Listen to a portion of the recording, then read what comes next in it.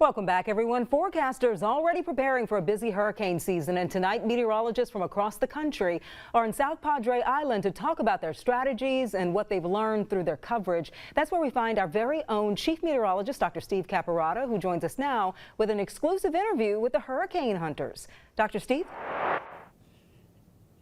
Hey, Tisha, good afternoon. Yeah, it's been some great information here the last few days. We just wrapped up our last session a few minutes ago, and the guy that was delivering that last session joins me, Josh Morgan. Josh, thanks very much. How you doing? So Josh is a hurricane chaser. You go all over the world, not just the U.S. What makes you do what you do? I know, it's the question that everyone always asks, and I would say this. It's something you're born with. Just, even as a toddler, I get excited by any kind of violent weather, lightning, thunder, wind, and then as you get older, that doesn't leave. But it's not a casual hobby. It's not like taking up pottery, Right.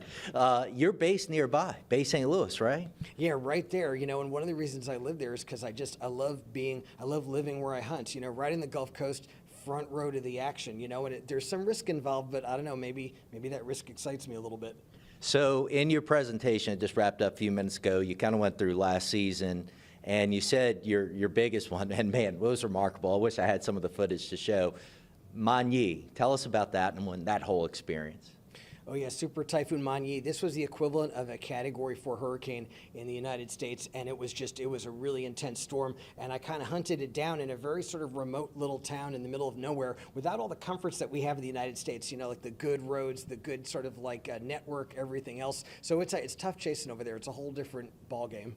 Yeah, we saw in the video your roof started ripping off. Man, I couldn't imagine.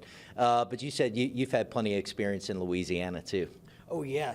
You look historically, it's like hurricanes have hot spots. They pick a place and then they just keep wailing on it a few years in a row. And unfortunately, starting in 2020, it's been Louisiana. You guys have been a hot spot. You've had like a bunch, in a row. And it seems like crazy. It seems unlucky, but that's actually how hurricanes are. Other places have gotten that situation in history. Right now, it's you guys. Hopefully, it's on the downswing now, hopefully. Now, tell people how many eyes you've been in.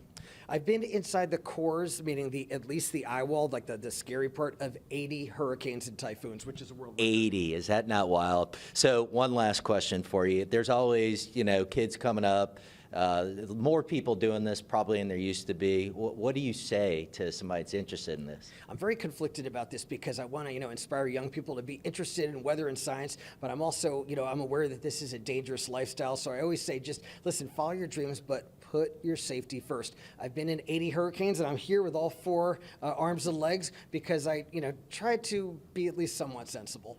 All right, Josh Morgan, thank you very much. Thank you. Go enjoy yourself. Our conference wrapping up right now, but again, live in South Padre Island, Texas, from the National Tropical Weather Conference. Steve Caparata, back to you guys. All right, we'll see you when you get back, Dr. Steve. Thank you.